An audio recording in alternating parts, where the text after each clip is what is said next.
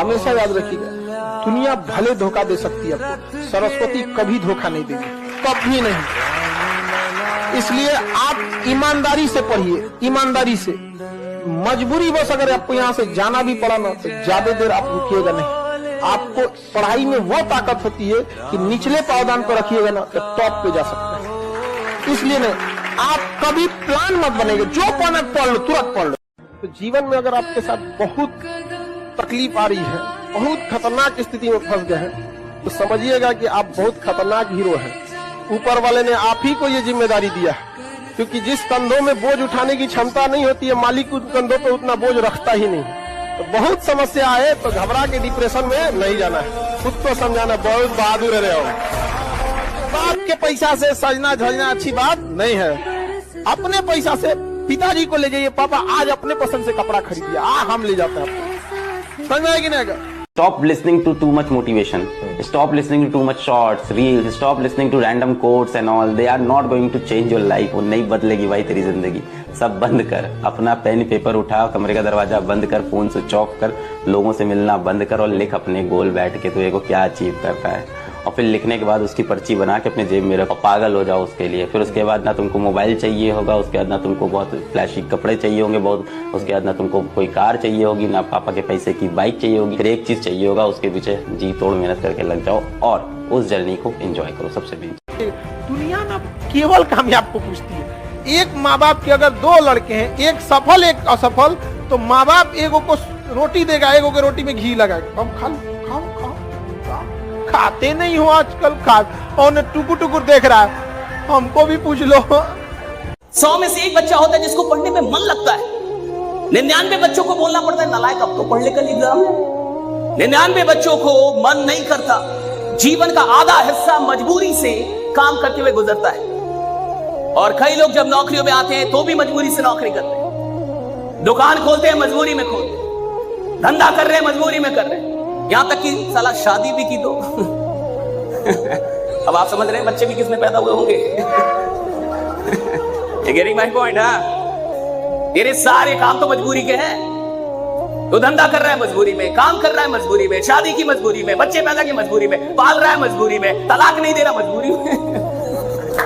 ये कोई क्या बोलेगा? देखो इतिहास वो नहीं बनाते जो मजबूरी में काम करते हैं, इतिहास वो बनाते जो मोहब्बत में काम करते हैं, जो मोहब्बत से काम करते हैं, मोहब्बत से काम करते हैं। निकम्मे लोगों की पहचान बिना मेहनत को काम पैसा ज्यादा चाहते हैं। आप किसी भी बड़े आदमी को, मतलब जो भी बहुत बड़े लेवल पे है, आप उसको देखिएगा बहुत मुश्किल से बहुत ज्यादा वर्क करता है। और जितना टेढ़ मिलेगा सब ना 8 घंटा की जगह सोचेगा 6 घंटा काम करके भागेंगे, बाकी काम चोरी काहे करता है। आज जिसको सब कुछ खो कर भी पाने की तमन्ना है ना, कल एक वक्त आएगा जब मुफ्त में मिलेंगे तो भी आपको मंजूर नहीं होगा। जिस दिन आपको अपने साथ रहना अच्छा लगने लग जाएगा ना, जिस दिन आपको बाहर की खिड़कियां देखने का मन नहीं करेगा, अंदर की खिड़कियां मन करने लगेगा देखने का, उस दिन आप पाएंगे कि ये काम तो बहुत बड़ा सुख है, ये दुख नहीं है, बहुत बड़ा सुख है। बुद्ध को, महावीर को, इन सबको अपने पूरे समाज से दूर भागना पड़ता था एकांत में, ताकि वो खुद को समझ सके, रियलाइज कर सके। आपाधापी वाली जिंदगी में इतना आसान नहीं होता है एकांत मिलना। ये तो एकांत बाई कंपल्सन मिल गया है हमें। दुख होता है, बेचैनी होती है, सही बात है, होती है, लेकिन उसके बाद भी इसका फायदा उठा रहे हैं। जैसे अगर आपने सुना हो एक पद्धति विपश्यना पद्धति है, जिसमें 9 दिन तक लगातार चुप रहना होता है और साथ में कुछ क्रियाएं करनी होती हैं, ध्यान करना होता है। मैं तो अब तक उसमें नहीं जा पाया हूं, लेकिन मेरे जो मित्र वहां गए, 2-3 बार गए, मैं उनसे पूछता हूं तो वही बात हमेशा कहते हैं कि वहां जाएंगे तो फोन भी आपसे। और जीवन की लड़ाई में 2 ताकतें बहुत काम आएंगी, एक मन की और एक शरीर की।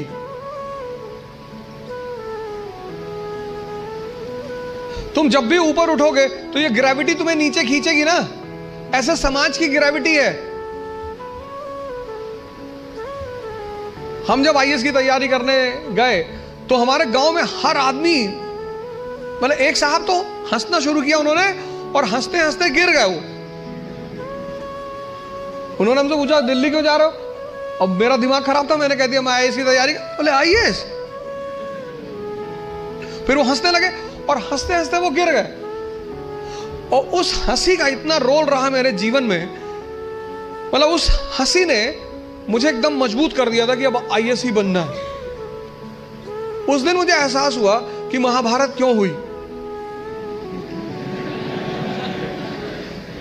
जब भी ऐसा लगे जीवन में कि जीवन हाथ से निकलता है, तो हमेशा ध्यान रखना है कि आपसे बहुत बुरी स्थिति में लोग आपसे बहुत अच्छा कर रहे हैं, और अच्छी स्थिति में होने के बाद एंजाइटी डिप्रेशन में चले जाना, इसका मतलब हमने उन चीजों की कद्र नहीं की जो मिली हुई है, और जो नहीं मिला उस पर फोकस इतना ज्यादा कर लिया जितना करने की जरूरत नहीं थी।